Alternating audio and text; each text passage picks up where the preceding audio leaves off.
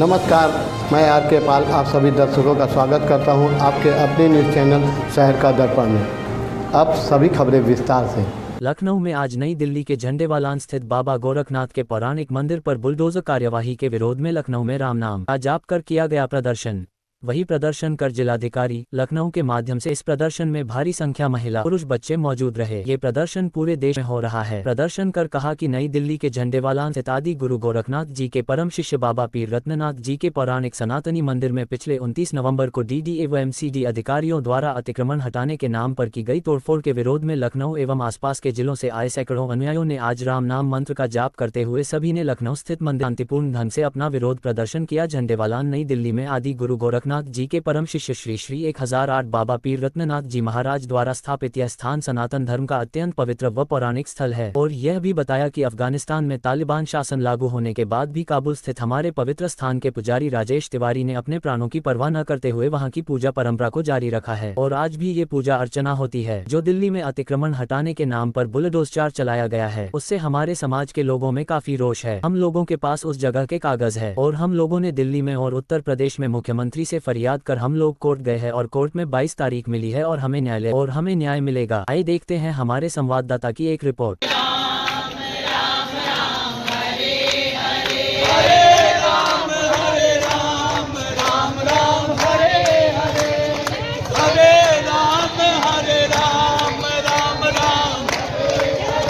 जी ने दिल्ली में भी जब हमारा 29 तारीख को प्रांगण तोड़ा जा रहा था और हमारे प्रांगण में जो लंगर प्रसाद का हाल था, पानी की टंकियां थी, सीवर लाइन थी और जनरेटर रूम था, बिजली का रूम था, जो हमारी सुंदर वाटिका बनी हुई थी वो तुलसी वाटिका, वो भी तोड़ दी गई।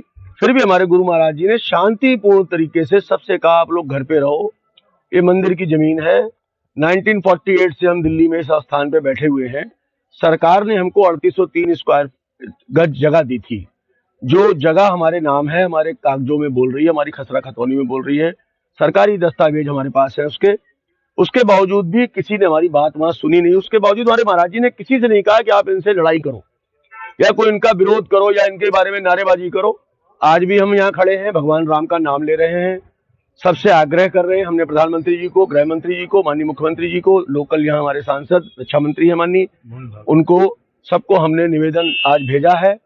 और हमारी कोई मांग नहीं है ऐसी, हमारा तो इतना सा है कि 3803 स्क्वायर फीट हमें मंदिर के नाम की स्क्वायर गज वो जगह हमारी हमको मिल जाए, हमारी बैरिकेटिंग हो जाए।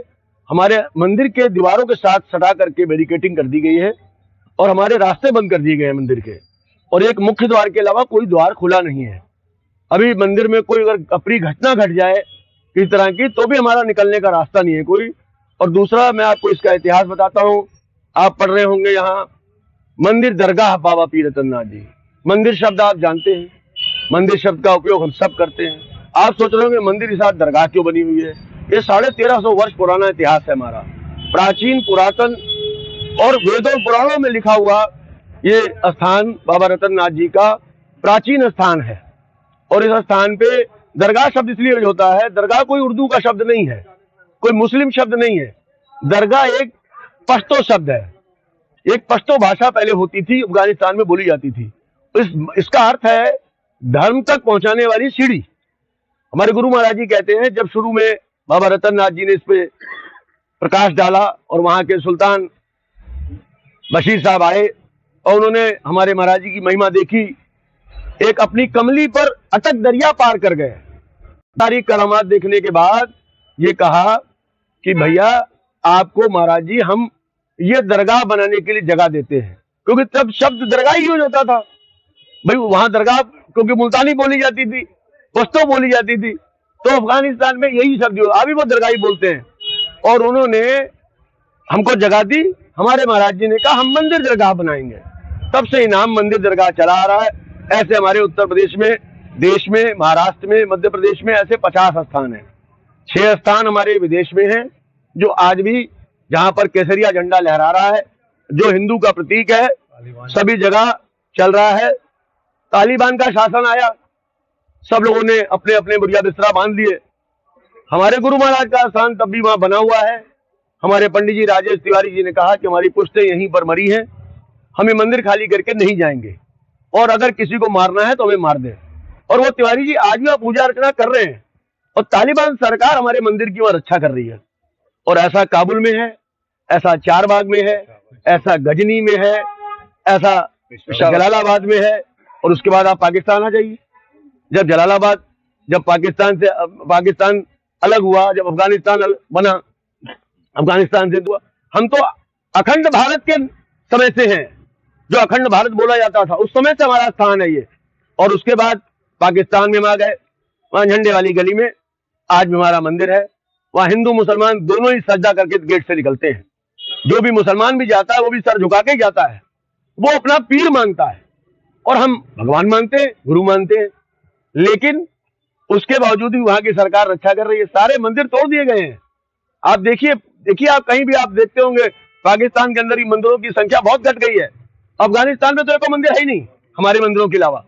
और उसके बावजूद भी एमसीडी ने और डीडीए ने गैर कानूनी तरीके से, अगर हमारे पास कागज नहीं है, हमारे पेपर नहीं है, हमें जमीन नहीं चाहिए। अगर हमारे पास कागज पेपर नहीं है तो हमें जमीन नहीं चाहिए। हमें सब मिलने का समय नहीं दे रहे वो। हम बार बार उनसे आग्रह कर रहे हैं। हमारे लोग कल दिल्ली कमिश्नर के पास भी गए थे, एलजी के पास भी गए थे। उन्होंने कहा हम इस मामले को देख रहे हैं, बात करेंगे। आज का फिर समय दिया है, हमारे लोग फिर जा रहे हैं। हम यहाँ पर क्योंकि गुरु महाराज जी के अनुयायी हैं, सारे लोगों के मन में एक बहुत संशय है, आक्रोश है कि ऐसी कार्रवाई हिंदू की सरकार में, मुस्लिम देश में सुरक्षित है और सुरक्षित हो रहे हैं। हमारा मंदिर तोड़ा जा रहा है। ये सरकार पर भी प्रश्न चिन्ह है, लेकिन हम फिर भी सरकार के साथ हैं। हमारा निवेदन है कि हम सभी उस सरकार के अंग हैं, कोई भी इस सरकार से अलग नहीं है। जो आप कार्य कर रहे हैं उस कार्यों में हम भी सहयोग करते हैं। हमने सब आपके साथ सहयोग किया है, चाहे भगवान राम का मंदिर बनाने से लेकर के और बाबरी मस्जिद को गिराने से लेकर के सारे हिंदुओं ने सब उसमें किया है। क्या ये जो खड़े हैं सब हिंदू नहीं है? ये सब हिंदू है ना। और ये अंदर आप देख लीजिए, अभी दिखाते हैं आपको। सुबह शाम नृत्य यहाँ पर पूजा होती है। 4:30 बजे हमारे घंटे बजने लगते हैं। किसी मंदिर में 4:30 बजे घंटे बहुतायत मंदिरों में नहीं बज रहे हैं। आज भी 6 बजे 7 बजे लोग उठ के मंदिर घंटे बजाते हैं। हमारे यहाँ मंदिर की, कुठार की, भंडार की सेवा आज भी सनातन धर्म के अनुसार धोती में होती है। कोई भी चीज हमारे यहाँ पैंट वाला नहीं जा सकता है। और सुबह 9 बजे रोज प्रतिदिन भागवत कथा होती है। पुरुष हमारे यहाँ कोई ना कोई आता है, वो महिलाएं पढ़ती हैं। ये सनातन धर्म के सबसे उत्कृष्ट मंदिरों में से कार्य हो रहा है। हम चैलेंज करते हैं, जितने हम काम कर रहे हैं उतना कोई नहीं कर रहा है। 16 बरस हो गए अहमदनगर कोपर गांव में, 16 बरस से राम नाम की जोत जल रही है, अखंड जोत, और राम नाम का जाप चल रहा है। हमने कहीं प्रचार नहीं किया है। तो अगला कदम हमारा ये होगा कि हमने माननीय प्रधानमंत्री जी से समय मांगा है। हमारे लोगों ने हमारी बात अभी जिन तक पहुंच रही है वो सभी लोग आगे बात करने के लिए बोले हैं। इसके बाद हमने महंत योगी आदित्यनाथ जी को भी यहाँ मिल करके बताया था। फिर हम कोर्ट गए हैं, इसमें हमारी 22 तारीख मुकर्रर हुई है। हमें पूरा विश्वास है कि न्यायालय हमारे साथ न्याय करेगा। कोई करे न करे, न्यायालय पे हमें पूरा भरोसा है, क्योंकि हमारे पास उसके कागज हैं। हमने जो कागज दिए हैं वो निश्चित रूप से मंदिर के नाम है। मंदिर को सरकार ने लीज पर दिए थे, उस पर हमने मंदिर का निर्माण किया है। 1460 गज पे विश्वास जितना आज के शासन पर है, उससे कहीं ज्यादा हमारा विश्वास कानून पर है। और हमें न्यायालय पर पूरा भरोसा है कि न्यायालय हमारे पक्ष में निर्णय देगा। ठीक है, धन्यवाद सर। मत होइए कंफ्यूज, देखते रहिए शहर का दर्पण न्यूज़, क्योंकि खबरों की नब्ज पहचानते हैं हम। फिर अगले बुलेटिन में मुलाकात होगी, तब तक के लिए नमस्कार।